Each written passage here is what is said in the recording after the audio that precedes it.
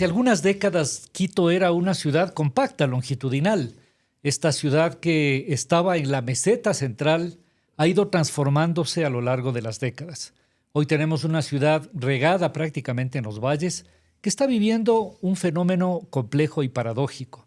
Por un lado, los barrios centrales del centro histórico, la Mariscal, se vacían, pero por otro lado, las periferias, los valles, han crecido de manera extraordinaria. Hoy vamos a discutir este que es uno de los problemas y desafíos más importantes que tiene Quito.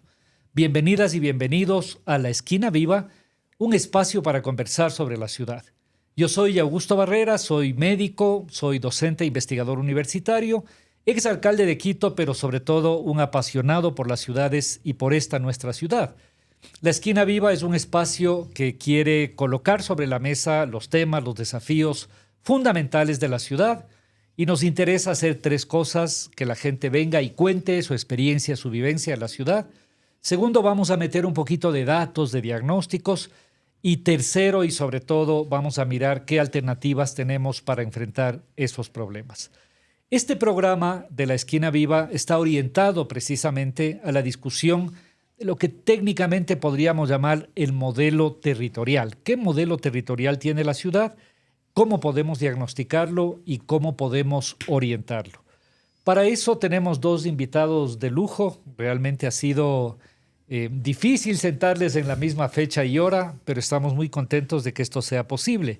Hoy nos acompañan Andrés Ceballos. Andrés es arquitecto, máster en Gestión y Desarrollo Urbano y es doctor, PhD, por la Facultad de Arquitectura y Urbanismo de la Universidad de San Pablo en el área de hábitat precisamente. Es docente de la Universidad Central y es investigador del Observatorio de Producción del Territorio, del OPTE, colegas de la Facultad de la Universidad Central. Y nos acompaña también Mauricio Marín. También es arquitecto, es un arquitecto de la Pontificia Universidad Católica. Ha tenido varias responsabilidades públicas a lo largo de su profesión. Pese a que es muy joven, tiene mucha experiencia en la política pública y hoy, de hecho, tiene funciones como director de ordenamiento territorial de la Secretaría de Hábitat del Distrito Metropolitano. Muchísimas gracias a ustedes por venir, Andrés, Mauricio. Es un gusto. Y bueno, yo comienzo planteándoles esto que decíamos un poquito en la introducción, ¿no? Esta ciudad enorme, dispersa, que se ha regado. ¿Desde cuándo tenemos este nuevo modelo de ciudad? ¿Es una cosa reciente, es hace décadas? ¿Qué es lo que ha pasado? Mauricio. Yo creo que el modelo que estamos viviendo actual es simplemente la visibilización y los efectos de no haber pensado la ciudad 3 décadas atrás. Más o menos a finales de los años 70, cuando la ciudad no se expandía, ya se daban las primeras nociones que debieron habernos hecho pensar hacia dónde íbamos a llegar. Por ejemplo, se llamaban huertos familiares. Fueron las primeras formas de urbanizar Cumbayá. 76, 78. Pero claro, una urbanización no generaba las complicaciones que tenemos ahora. Ese modelo de huertos familiares que posteriormente se empezaron a llamar urbanizaciones agrícolas residenciales, se expandió. Y de hecho, si nosotros vemos data que se dispone ahora y que es pública, y comparamos normativa de los años 98, del año 2003, del año 2011 y actualmente, la norma que Quito tiene en todo su territorio sigue siendo la misma que tuvo hace 25 años. El problema es que antes 25 años no había la demanda que se tiene ahora. Por eso los efectos se empiezan a ver recién durante los últimos 10, 15 años con mayor problema. Pero justamente hace 10, 15 años que la ciudad ya empieza a pensar hacia dónde estamos yendo, también surgen algunas inquietudes de qué es lo que necesita la ciudad, que probablemente en el caso de Quito es muy especial, porque otro tipo de ciudades como Guayaquil, donde es una planicie, no hay una afectación tan amplia a los ecosistemas como la puede tener Quito. Quito en este momento está expandido aproximadamente 43,000 hectáreas. Solo para ponernos en datos, Quito tiene 430,000 hectáreas. El 10% de la ciudad ya es urbano. Pero si le quitamos las montañas, si quitamos los volcanes, si quitamos las quebradas, ¿cuál es el resto del área que Quito tendría para expandirse de aquí hasta siempre? Porque no vamos a treparnos al cráter del volcán, son 40,000 hectáreas más. Es decir, que de las 80,000 hectáreas que Quito podría ocupar en toda su historia, ya hemos ocupado más de la mitad. Pero Y eso es preocupante. estos datos muy interesantes que nos plantea Mauricio, ¿tú cómo ves este proceso histórico, ¿no? Porque probablemente en una o dos generaciones anteriores, quizás dos, ¿no? Todavía Cotocollao era el límite de la ciudad y uno hacía viaje, digamos, para ir a la mitad del mundo. Y de hecho Calderón era típicamente, digamos, una parroquia rural. Rural. Y lo mismo Cumbayá y bueno, Sí. qué decir de Puembo y demás. Sí. ¿Cuándo hay esta transformación de este modelo, digamos, de crecimiento urbano? Muchas gracias. Yo pensaría que no podemos definirlo así como un momento clave, aunque haya eventos históricos importantes, ¿no? Pero yo pienso que estamos hablando más de un proceso gradual histórico, pero que tiene tal vez un origen en nuestra propia estructura social. Es decir, desde que, si nos remontamos, por ejemplo, a mediados del siglo XX, ¿no? Del siglo pasado, ya comienzan a ser más claras las maneras en que se hacen pequeñas expansiones de la ciudad. Y no solo en el sentido de que se hace un barrio nuevo aquí, se planifica una parte que luego viene a ser la Alameda, de ahí hacia el norte, ¿no? Sino de los grupos sociales, que son los actores principales de esa expansión. Y O sea, la ciudad refleja de alguna manera espacialmente sí. la propia condición de desigualdad socioeconómica de la ciudad. Sí, porque refleja precisamente el hecho de que hay grupos minoritarios con la capacidad de producir ciudad. Puede ser para mal, para bien, pero eso, digamos, está en nuestra raíz como ciudad contemporánea. Y eso es una cosa que, como es gradual, histórica, arrastramos hasta la actualidad. Entonces, ese proceso de ir generando cada vez nuevos espacios de frontera de ciudad, creciéndole a la huella urbana, claro que va a depender en cierto sentido de la geografía que tenemos, de las quebradas, los valles, pero la fuerza que empuja eso es social, es histórica. Claro, y ahí es interesante, lo muchos pensadores, digamos, plantean esto de la producción de la ciudad de distintas maneras, ¿no? Entonces, así Sí. como tienes una forma, digámoslo así, más capitalista, más inmobiliaria de producción de la ciudad, Sí. también tienes una forma, digamos, un camino más popular de producción de Correcto. la ciudad, ¿no? Los barrios populares, los asentamientos, Sí. que luego hay que regularizar. Por ejemplo, el tema del vaciamiento, Mauricio. ¿Qué es lo que está pasando? Tú seguramente tienes muchos elementos actuales. A veces hablamos un poco más del centro histórico, que es dramático, pero la magnitud del problema, del fenómeno del vaciamiento, ¿tú cómo lo ves, digamos, hasta dónde? ¿Qué es lo que está ocurriendo en este momento en Quito?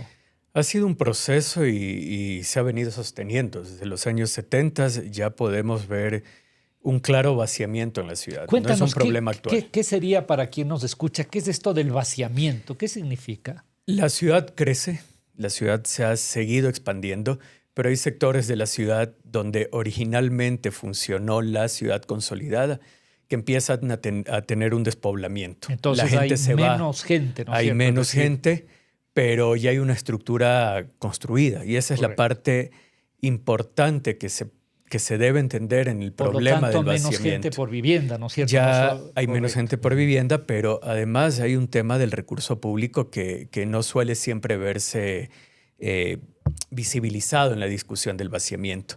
La ciudad ya invirtió ahí. Correcto. La ciudad ya puso edificios de equipamientos, ya puso Por salud, ejemplo, ya veamos puso vías. algunos barrios que están viviendo el vaciamiento para que los amigos La que... Mariscal. La Mariscal. La Mariscal. El centro histórico tiene un vaciamiento que es, valga la redundancia, mucho más histórico que la Mariscal. Pero a diferencia de lo que pasó en la Mariscal en los últimos 10 o 15 años, el centro histórico se ha sostenido por algunas actividades gubernamentales y comerciales. El rato que en la Mariscal, cuya población ya se empezó a perder en los años 90, no es que la población de la Mariscal se pierda ahora. Hace 3 décadas empezó el despoblamiento de la Mariscal, pero cuando lo que sostenía la actividad comercial sale, que son las instituciones gubernamentales y por ende luego con la pandemia también desaparece prácticamente el entretenimiento, Lo que vimos es la Mariscal real, la Mariscal que no tenía población, que vivía de la población flotante. Correcto. Pero eso no solamente pasa en la Mariscal, otro fenómeno se da en la 10 de agosto, donde también estaba soportado por las instituciones gubernamentales o por las instituciones incluso municipales. Que luego se relocalizaron y que no fueron acompañadas, digamos, de un proceso de residencialización o de revitalización. Pero ese mismo vaciamiento, por ejemplo, lo podemos ver en el Bicentenario. De hecho, la misma estrategia de repoblamiento del Bicentenario del año 2012-2013 lo que evidenció es la necesidad de poder utilizar ese suelo, porque cuando el aeropuerto funcionó, no se puede decir que hubo una expulsión de ciudadanos porque los barrios de la periferia todavía siguen siendo habitados, pero en la periferia inmediata no había gente, solo había comercio. El mucha rato bodega, digamos, toda la logística, piensen ustedes, toda la logística, las flores, etcétera, estaba alrededor, ¿no? Entonces suponía que la salida del aeropuerto iba a provocar la residencialización. Y Andrés, ¿a dónde se va la gente? Digamos, la gente que está ahí, ¿a dónde se ha ido? ¿A dónde se ha ido la gente que tiene más plata? ¿A dónde se ha ido la gente que tiene menos plata? Retomando un poquito este hilo de que finalmente hay una dimensión socioeconómica, ¿no? ¿A dónde se ha ido la gente? ¿Cómo has estudiado tú eso? Yo creo que ese proceso de vaciamiento, como le estamos llamando, implica necesariamente esto que tú dices. Otros lugares están siendo llenados porque la población crece, la ciudad va a crecer. Históricamente tenemos procesos, voy a remontarme otra vez al siglo XX, ¿no? De la formación de periferias de ladera, de ciudad, o sea, subimos la montaña, periferias que le podemos llamar precarizadas, pero que digamos los barrios más pobres, ¿no es los cierto? Que en ese momento fueron los barrios más pobres, y sobre todo porque no digamos, se leen o se les entiende independientemente de las élites que tenían sus otros espacios, como los que mencionaba Mauricio, que es... Y también periféricos. Y también periféricos, es decir, el sentido de periferia que está fuera de borde. O sea, es una periferia que se ha conformado tanto por dinámicas de barrios populares, digamos, como también de urbanizaciones y sectores ricos. ¿No? Ha tenido esta doble conformación. Y son complementarias, porque en cierto sentido podemos decir que ese vaciamiento produce periferia, no necesariamente al revés. O sea, digamos, es en los dos sentidos. Es imposible pensar lo uno sin lo otro, ¿no es cierto? Es imposible. Exactamente. Y sobre todo si te das cuenta, por ejemplo, cómo es que se ocupa la periferia histórica, ¿no?, de la ciudad moderna. Tienes luchas populares por tierra, ocupaciones, tienes grados de organización de grupos sociales que ahora ya no hay, ¿no? Pero en esa época había mucho asociaciones, por ejemplo, de empleados que se unían y lotizaban una parte. Claro, y había la típica cooperativa de los funcionarios, del Banco de Fomento, de no sé qué, sí, ¿no? Claro. de una gama amplia, digamos, de grupos trabajadores. Y una parte importante incluso de la ciudad compacta se fue haciendo así, ¿no? Es decir, la Rumiñahui, la Magdalena, digamos, muchos lados. La propia expansión hacia Quitumbe, digamos, tiene inicialmente esa lógica, ¿no? Sí. Mira, cuando se aborda esto, yo he escuchado muchas veces, coloquialmente, incluso en algunos eventos, que la gente le pone en el banquillo de los acusados de este proceso a los planificadores urbanos, digamos, a gente que tiene sus roles, ¿no es cierto? Sí, claro. Hemos tenido alguna función. Es un problema, digámoslo así, de la planificación. ¿Qué factores explican esta transformación? Esto te toca directamente. Te toca directamente. O sea, es un problema de que tenemos pésimos planificadores y no funcionamos, un problema de control, de mercado, de expectativa. ¿Cuáles son los problemas que explican esto? Quito tiene mucha planificación. De hecho, Quito tiene mucho diagnóstico y me atrevo a decir que Quito tiene bastante claro el problema. Lo que no hay suficiente claridad es en la solución al problema. El modelo de la ciudad se ha mantenido. El modelo de la ciudad tiene por lo menos 15 años en el que la gente se empieza a preocupar qué está pasando con la ciudad y por qué nos expandimos. De hecho, han surgido varias preguntas y una de esas es, ¿realmente Quito puede detener la expansión porque el suelo es inaccesible? Y la respuesta es, en este momento, no. Pero no hay una falta de planificación en el sentido formal de la planificación. Es decir, que hay el documento, hay que el documento, las reglas están los límites urbanos, pero lo que no ha evolucionado todavía Quito es en la gestión.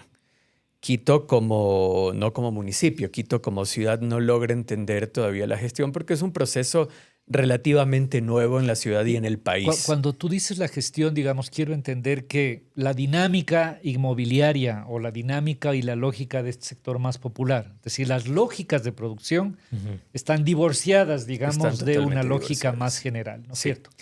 Así entendería el concepto de gestión que Se tú tiende quieres. a pensar que el documento es suficiente, pero si no hay este nexo municipalidad-ciudadano que ayude primero a entender dónde sí se puede, porque ahí viene gran parte del problema. Las personas cuando invierten en un proyecto, como todo inversor, necesita una utilidad. Y a veces vemos simplemente una de las variables que pueden generar la utilidad, que es un precio de suelo más barato. Seguramente en mi mente me va a dar una utilidad mayor, pero esa no es la única. Porque si ya pensamos en una economía integral de ciudad o una economía de mercado, hay otras variables que también inciden en la utilidad de un proyecto, como estar bien servido, que en la periferia eso no se alcanza. Y servir la periferia es 4 veces más caro y eso al que final servir la ciudad. Que a veces no se siente, ¿no? No Pero se lo siente. financiamos todo. No lo Es decir, siente esta probablemente el que hace el producto inmobiliario ese rato, pero sí lo siente la persona que va a vivir. Porque la persona que va a vivir es la que ahorita está diciendo, mi casa va a costar, por dar un dato, $100,000, pero el desplazamiento de los hijos, hay que sumarle eso, que en una ciudad consolidada eso no se suma, pero los impuestos van a costar y el diferente. Auto y la congestión los y el límite servicios, que ya ciertas el zonas auto, llega, ¿no? exactamente. Entonces, y si sumamos todos los impuestos, la contribución por mejoras, por la cantidad de obras que hay que hacer, entonces esa vida en el tiempo no resulta ser tan barata ni para el que vive ahí ni para el resto de la ciudad. Entonces, estas fuerzas, Andrés, digamos, y tú has estudiado esto, hay en esto una lógica, digámoslo así, como de ganancia, ¿no? Y al final la ciudad termina siendo un facilitador y este proceso, porque hemos visto el lado de los perdedores, ¿no? La ciudad es perdedora, el vaciamiento ocurre en zonas que ya están servidas, que ya están ahí, ¿no es cierto? Pero ¿qué es lo que ocurre en el otro lado, digamos, de la medalla? ¿Cómo lo ves tú? Yo creo que un aspecto importante, retomando un poco la idea del planificador como a veces el culpado, ¿no? Es también entender que no solo el planificador, sino el que gestiona la ciudad. No estarían, inclusive hoy que se está aprendiendo mucho la técnica de gestionar lo urbano como una cosa más dinámica, también es una técnica. Es decir, tanto el planificador como el gestor manejan una cierta técnica, pero nada de eso implica necesariamente que tengan el poder político.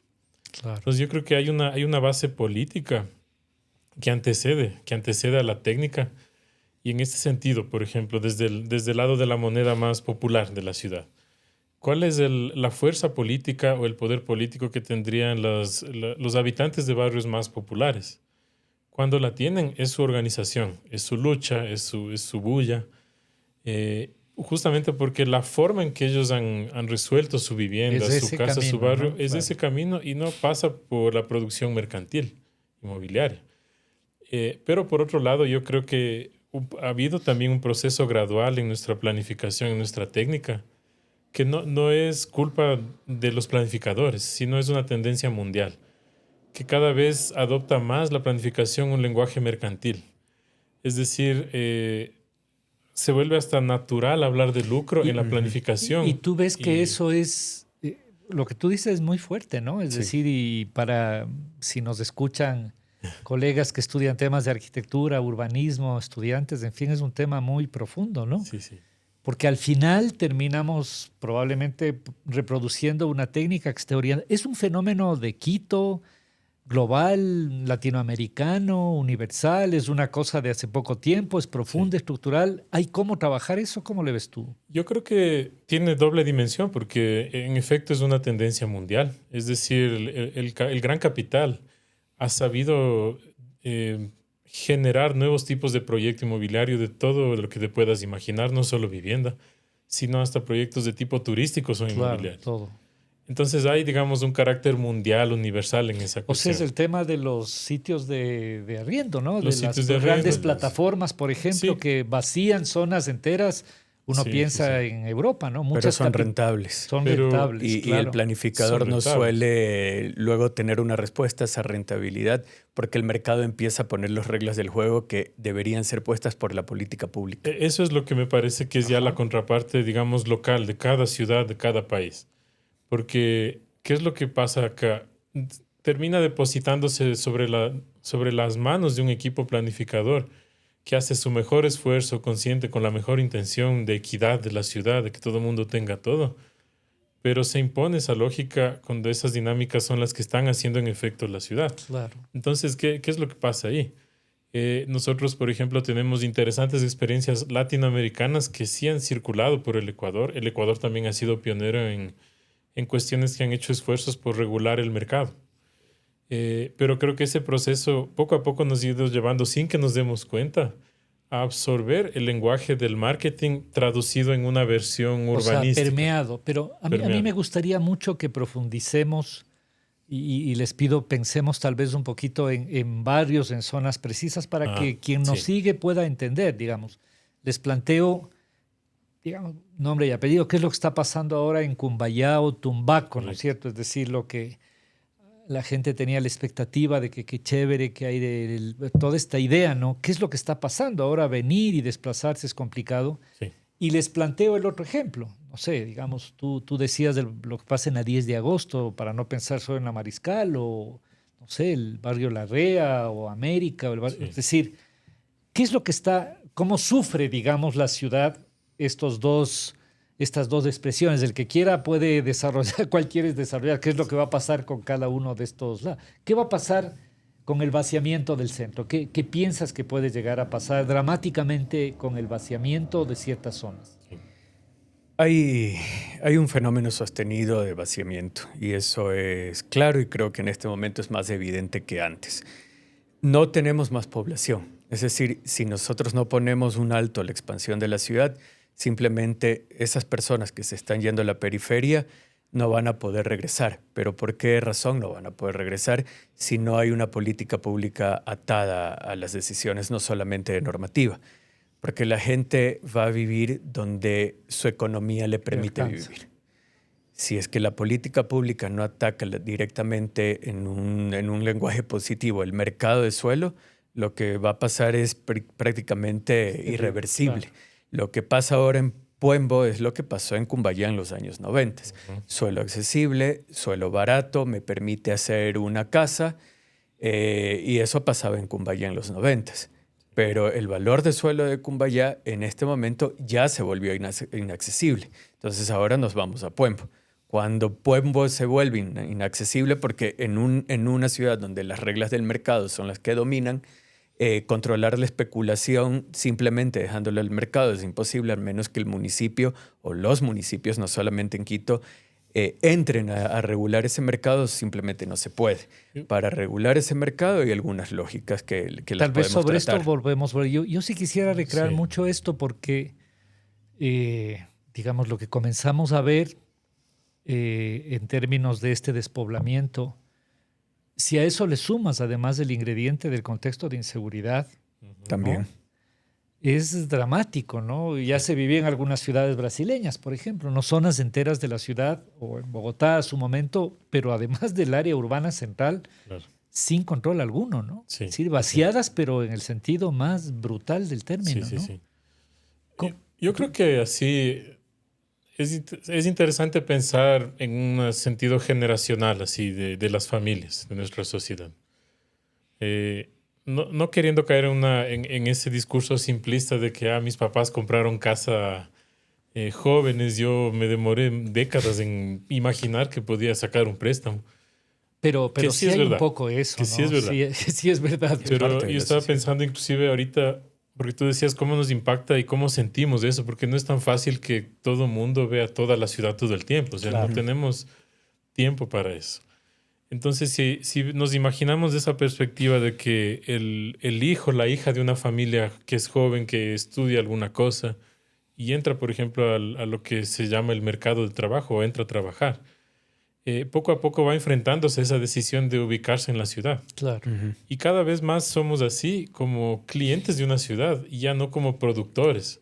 En el pasado, por lo menos decías, no, no tengo cómo pagar esto, pero me puedo unir a una cooperativa, puedo organizarme de tal manera. O los que ya se organizaban eran las élites, ¿no? Ellos no tenían ese problema. Pero hablemos de gente que tiene la necesidad de trabajar, inclusive desde los puestos de trabajo más peor remunerados. Entonces tú comienzas a sentir algo que yo creo que se asocia, que no separas tu vida del trabajo de la vivienda, porque todo se ajusta con tu salario. Entonces vas a buscar dónde vivir, que sea barato, O sea, que puedas pagar, ¿no? que Que te puedas alcance, pagar. claro. Si tienes guaguas, Y educación. O sí, sea, que y yo puedas. creo que eso es una cosa importante porque inclusive en el caso del centro histórico que se vació, hay ese antecedente. Antes de vaciarse se tugurizó. Es decir, fue un proceso en el que se convirtió en un espacio muy rentable para los dueños que abandonaron esas propiedades como habitantes, pero las mantenían como dueños. Y les subdividieron en varios cuartos, en A habitaciones. veces te digo, Ujú. eso se observa poco, ¿no? Es decir, Sí, hay una responsabilidad, porque claro, ahora es culpa del funcionario, ¿no es cierto? A lo mejor del claro, alcalde, del concejal, y vemos que son procesos muy complejos, de muy muy complejo. larga data, Sí, en las cuales el mantenimiento de esas propiedades, digamos, y la tugurización o sí, arrendar en bodegas, etcétera, termina siendo una estrategia de rentabilización de eso, sí, ¿no? es muy Entonces, cuando rentable. uno, y claro, te planteas del vaciamiento, obvio, porque más rentable es para una bodega o para Sí, una sí, sí. cosa de entretenimiento, pues Claro, también hay eso, ¿no? claro, y el vaciamiento va a generar condiciones que mucha gente va a encontrar indeseable, pero no todos tienen esa opción. Entonces, yo creo que además genera una situación injusta en varios sentidos. Es incoherente con la inversión que hace Ujú. la ciudad como Eso sociedad. me parece que tal vez Eso vale es la pena importante. profundizar, Sí, ¿no? sí, Mauricio y Andrés, digamos, sí, porque al final es inadmisible pensar, parecería una locura que, no sé, pienso en la Patria y 10 de agosto para pensar en sí, sí, pleno sí. ejido, ¿no es cierto? Que es una zona que se ha vaciado y se ha deteriorado. ¿O tienes elegido la universidad, la otra Todo. universidad, la estación del Tole, del metro, Sí, todo, o sea, tienes todo, digamos, en términos de servicios, ¿no? sí, ¿Por qué se vacía? ¿Por qué se vacía? Es realmente sí. increíble, ¿no? ¿no? No estamos hablando incluso de alguna calle secundaria. Pensemos un poquito en ese polígono, ¿no? De Claro, La claro. Patria, el barrio América, quizás un poquito más la propia Ulloa y bueno, la 10 de agosto, ¿no? ¿Es posible revertir eso, Mauricio? Ahora sí vamos a cambiar de marcha para ponernos optimistas. Es posible revertir, pero va a ser un proceso. Yo creo que, por ejemplo, si nos centramos específicamente en zonas ya consolidadas de la ciudad, no en zonas vacías de la ciudad, hay algunos temas que tienen que ser más trabajados para poder revertir el proceso y empiezan incluso por las normas. Ujú. Eh, Tal vez me pongo un poco técnico, pero una persona que va a construir necesita cumplir la norma. Es así de sencillo. La primera pregunta es, ok, pero si no va a construir, si el edificio se construyó hace 50 años, ¿cómo va a cumplir la norma de ahora? Simplemente no la va a poder cumplir, porque el ancho del pasillo, el Y ahí hay ascensor, toda la una línea de escalera, reciclaje urbano, de exactamente, reutilización, Sí, digamos que en exactamente. muchas ciudades europeas, por ejemplo,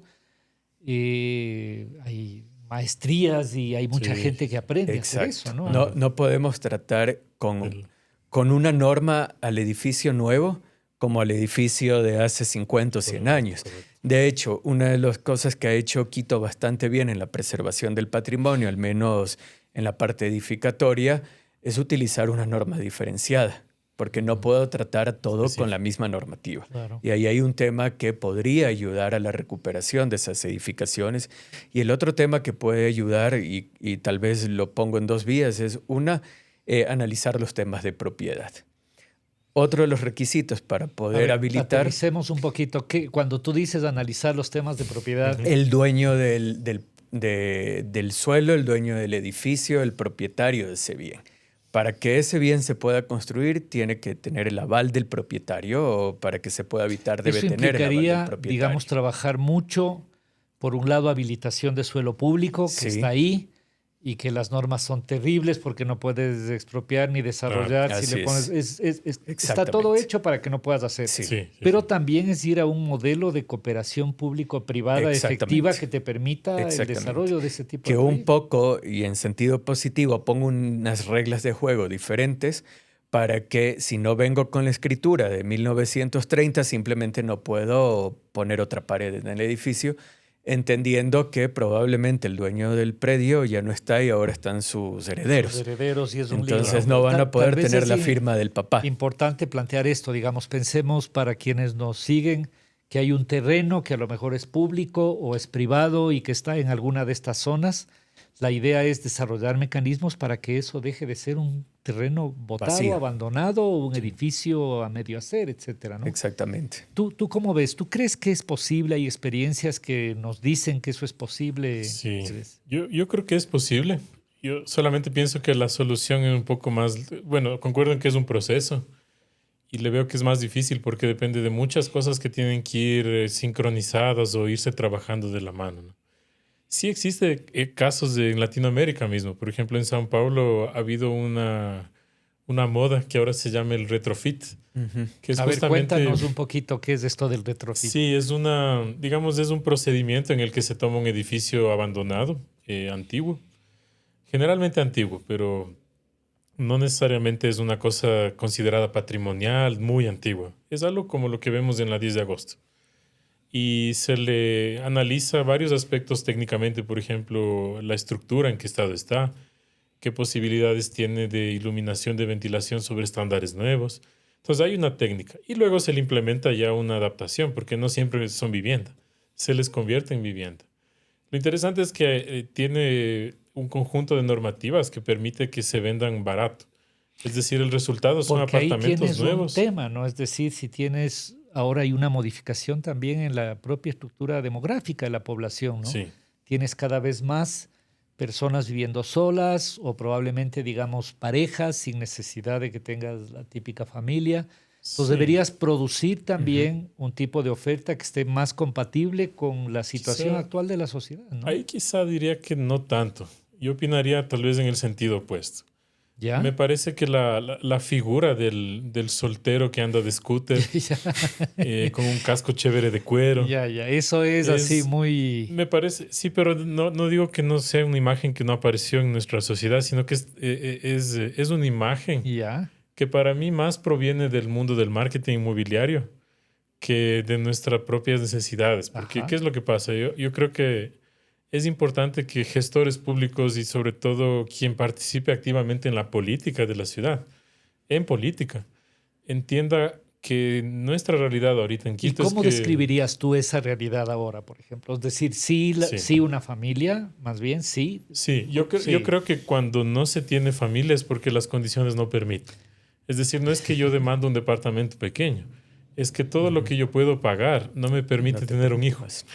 Entonces yo creo que hay que también tener O ese sea, las sentido condiciones económicas y materiales son las que te limitan finalmente las decisiones de Sí, sí, sí. tener o no familia y que comprar. Claro, es más que preferencia de mercado, digamos, no es Ya. eso. Yo creo que hay que hacer la lectura inversa y admitir Es un tema bien que interesante el que tú estamos... planteas, ¿no? Claro, Es decir, esto es- habría que, podemos hacer un programa solo Sí, de sí, eso, digamos, yo cómo creo se que- estructuran las Pero me preferencias. parece que es una base chévere Sí, para es plantear, por súper ejemplo, interesante, un proyecto de vivienda municipal público, Claro. que no se limita por eso, que no proviene de la sociedad, sino más bien, bueno, proviene de la sociedad en el sentido de los inmobiliarios. Claro.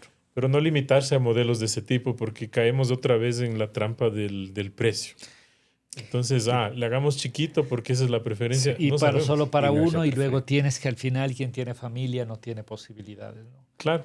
Porque Veamos no solo- ahora el no otro solo es la lado, el preferencia. otro lado del tema, y este sí es también bien complicado, ¿no?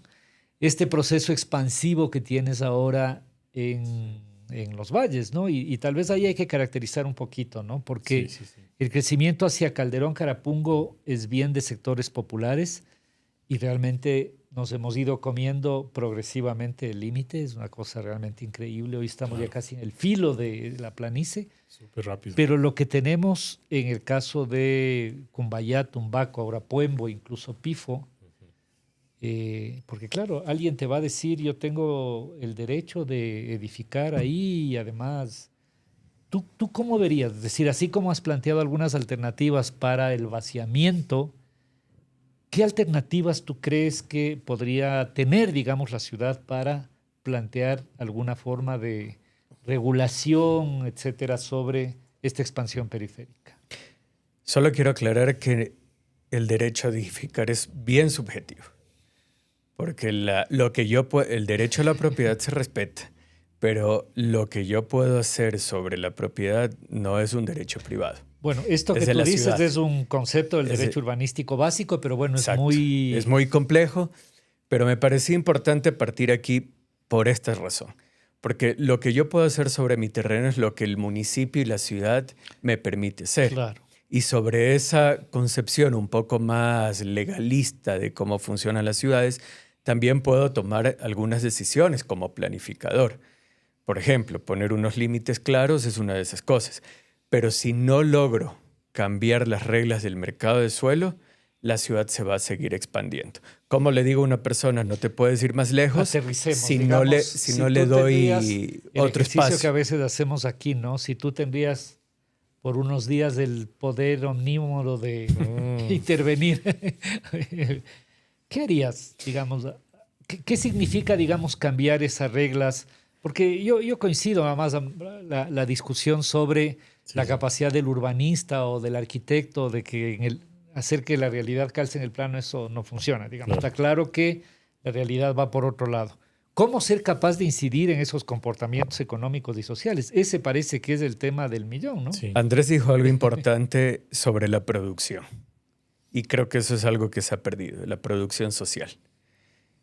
Si tuviéramos la oportunidad de hacer algo, creo que tendría que empezar por producción social. A ver, Necesito ver el aterricemos eso. ¿Qué mercado, significa? necesito ver las personas que tienen necesidad, que son además las personas que cada vez están Ajá. yendo más lejos. No solamente la gente que tiene un O gran sea, poder adquisitivo pensar se en va que lo lejos. que tú impulsas como oferta de vivienda sea Sea compatible con las compatible necesidades de vivienda. y que porque pueda sí. ser accesible por las personas, porque así como vemos el caso de Cumbayá, también tenemos que ver el caso del Valle de los Chillos. Alangasí, Amaguaña, también son zonas que se están expandiendo, que las personas que están yendo a vivir allá no tienen la misma capacidad económica de Ajá. los que se van a Claro. Cumbayá, pero sigue siendo un proceso expansivo. Una política pública debería meterse a entender ese proceso expansivo y utilizar incluso los bienes públicos, los bienes que son municipales o los bienes estatales. El Estado tiene Un un montón de hectáreas en la suelo, ciudad claro. y empezar a tener unas lógicas Porque de mira, proyecto lo social. que comenzamos a vivir en las ciudades es una paradoja terrible, ¿no? Son casas sin gente. Sí. Muchos de Sí. estos grandes edificios uno pasa en la noche y ve que la mitad está apagado, Sí. casas sin gente y gente sin casas, ¿no es Y cierto? gente Que le sin toca casa. ir a vivir. Sí. Cada vez más lejos. Esta es la paradoja que muchas ciudades contemporáneas viven. ¿Tú qué harías, Andrés? Yo, Que estabas feliz con la idea de que poder tener durante unos Tener un poder, días. sí. Sí. en la línea de, por ejemplo, un poder que represente realmente esas necesidades, ¿no? Me parece que tal vez yo propondría algo un poquito más radical, pero es en esa línea. Así, tú dices utilizar los bienes municipales, es un buen comienzo y hay que hacerlo. Pero yo creo que debe ser apuntando a un horizonte donde cada vez más lo que predomine sea la propiedad pública de la tierra. Eso no significa que yo no seré dueño de mi casa. Significa que yo soy dueño de la casa, es mi casa propia, pero como ciudad, lo que se organiza sobre el suelo se decide, como decía Mauricio, colectivamente.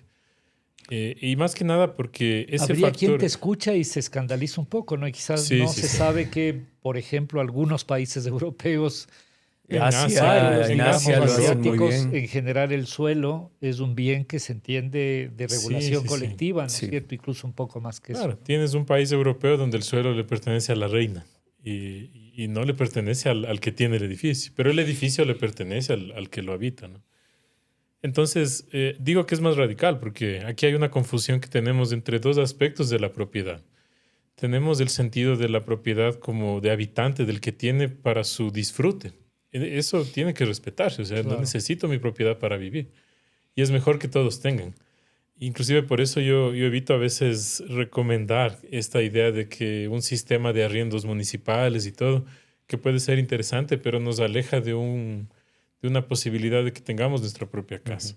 Además, De, culturalmente me da la impresión de que probablemente eso pueda cambiar con las generaciones, pero aquí la gente tiene la expectativa de tener su casa, ¿no? Es claro, como el es que nos han proyecto de forzado eso. vida, ¿no?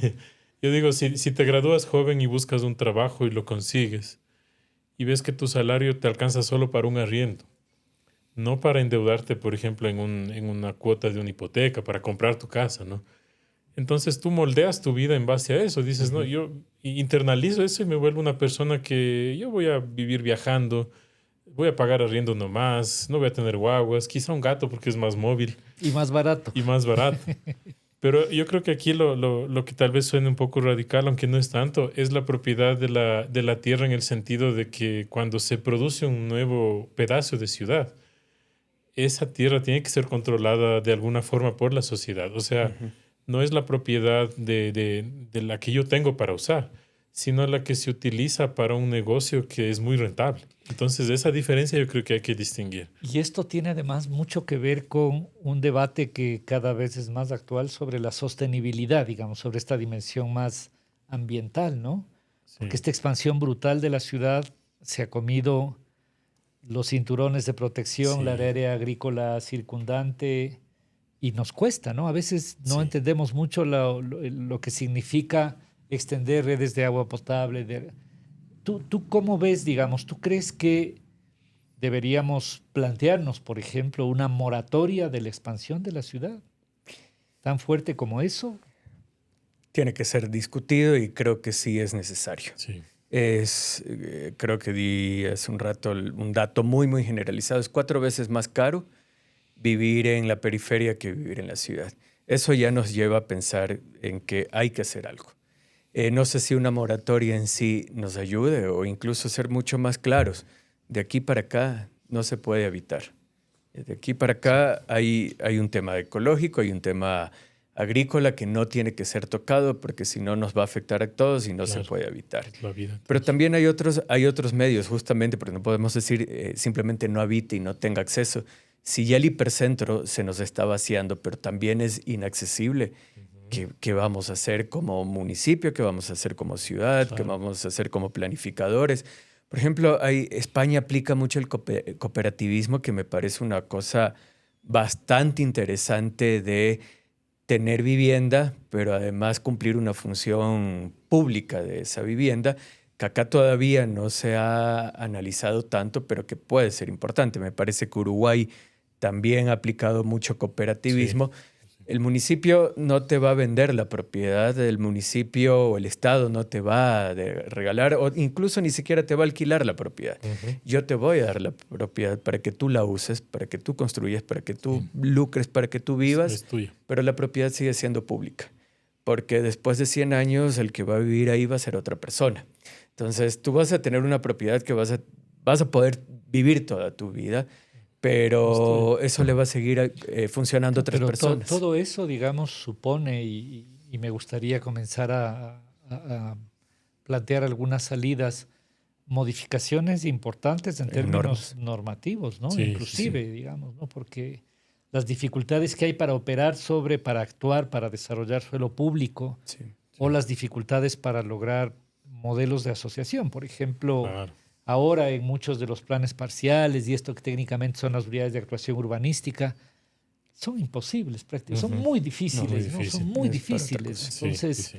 hay una lógica como de sospecha entre el público y el privado. Sí. Y ustedes cómo miran, qué posibilidades ven a que la ciudad, para que la ciudad sea capaz de enfrentar esto? ¿Qué elementos recomendarían? Em, a veces es difícil pasar una recomendación sin tratar al menos de entender el problema, ¿no? O uno de los problemas. Por ejemplo, el alcanzar un estatus en el que no sea solo la producción del negocio inmobiliario la que se impone, sino que también exista producción municipal, producción cooperativa, o inclusive la propia, y que ya no se hace mucho, producción unifamiliar, ¿no? Que la familia compraba un terreno y hacía la casa.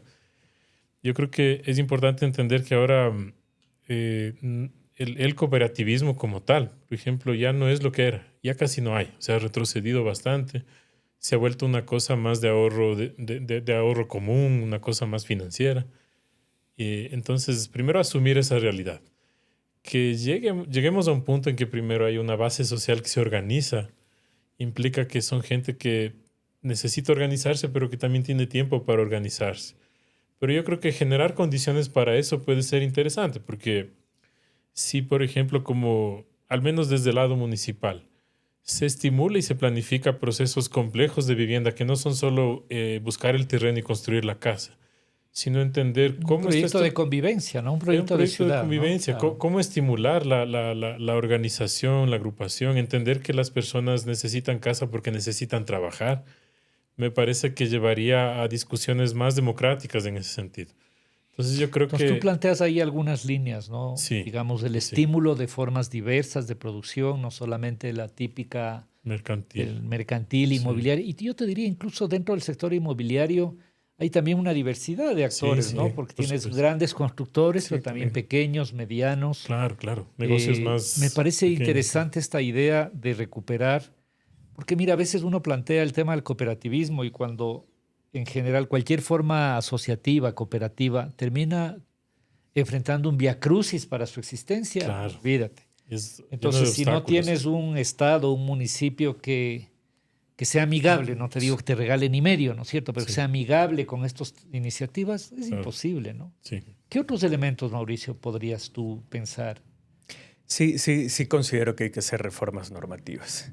Eh, Pensar en abrir abanicos de modalidades de acceso a vivienda cuando las personas, por ejemplo, no son sujeto de crédito, es una traba normativa Que es importante. tremendo, ¿no? Es Que eso, importante. digamos, hay muchos estudios que te demuestran que de toda la producción de vivienda de interés social, a los quintiles más bajos no llegó No nada, llega, ¿no? claro. Exacto. Entonces esa Pues, vivienda puede estar convirtiéndose en una vivienda que no tiene un efecto de interés social, sino que simplemente porque puedo acceder, pero realmente no cumple ese fin social porque el que realmente tiene la necesidad probablemente no accede al crédito. sí, Entonces ahí hay un tema normativo que tiene que ser revisado.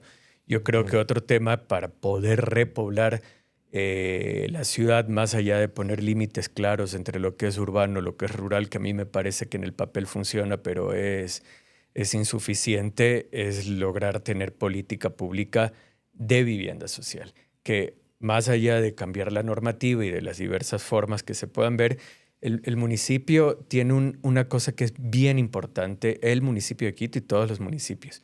El suelo es un recurso finito, el suelo se acaba.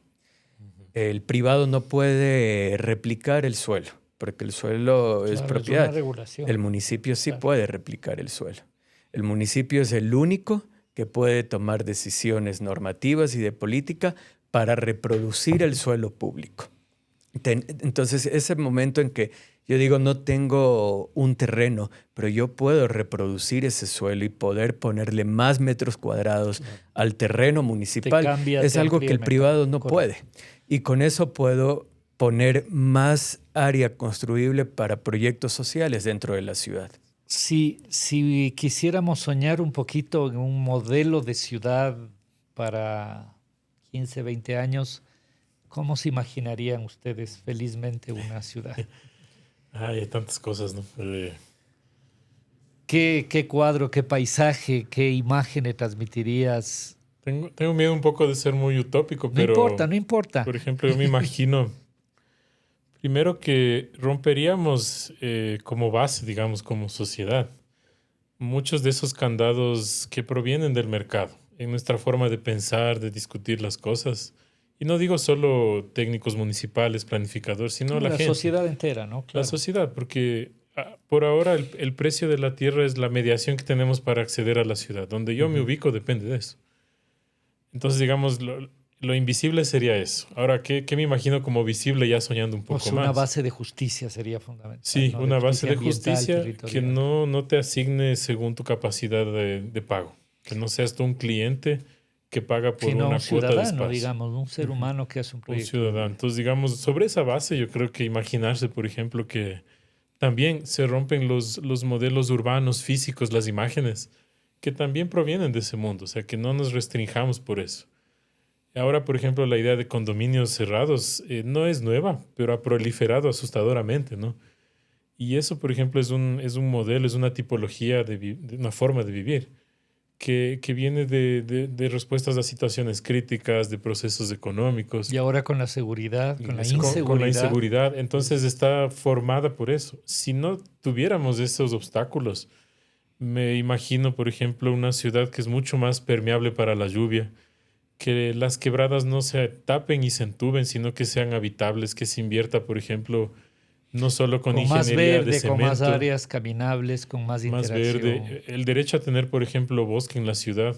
Yo he visto procesos interesantes justo en las laderas de los barrios periféricos históricos del sur. Están ahora haciendo muchos huertos urbanos, por ejemplo, en la Mena 2, en Sí. Reino de Quito. Y es una cosa que es pequeñita todavía, pero te hace imaginar un futuro Otra en que... forma de construir. ¿Tú cómo forma, te ¿no? imaginas ese futuro? Creo que la ¿Cómo le pandemia nos soñarías? pudo dar una lección Una que prefiguración de qué, ¿no? los sectores que menos afectaron en la pandemia fueron los que tenían más vida de barrio.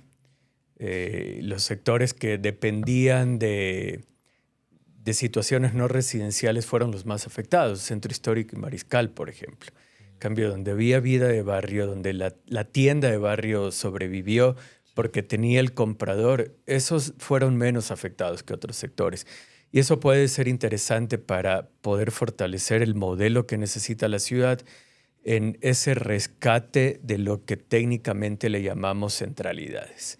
Es decir, que cada zona de la ciudad tenga una concentración de equipamientos, que tenga una concentración calidad de vida, de ¿no? mixticidad, de modo que para ir a tener un servicio público como un hospital no tenga que trasladarme tanto. Que en épocas de pandemia, además, por ejemplo, no había servicio de transporte público y a la gente se le dificultaba bastante más. Muy bien. La ciudad que se mueve alrededor de un núcleo o la ciudad en sí son muchos núcleos que congregan todo, ni excesivamente una cosa ni excesivamente otra. Esos son los que dan una equilibrio mejor adecuado. calidad de vida a sus bien. habitantes. Entonces yo sí imagino a futuro una ciudad que no dependa solamente del hipercentro o de la Carolina, sino que, y sin tener edificios de esas alturas en el resto de la ciudad, pero que tengan esa mixticidad y esa variedad de equipamientos y servicios. Bueno, ha sido una conversación realmente muy rica. Muchos elementos se quedan abiertos. Ojalá tengamos oportunidad de continuarlos. Sí, Tal vez insistir mucho en algunas ideas fuerza, ¿no? La primera es que este modelo, digamos, esta forma que tenemos ahora es tremendamente paradójica, conflictiva y creo que de lo que hemos discutido, insostenible en el largo plazo, ¿no? Un hipercentro vaciado, prácticamente abandonado y unas periferias que son costosas ambientalmente y que más temprano o más tarde van a ser costosas incluso económicamente para la ciudad y para quienes habitan.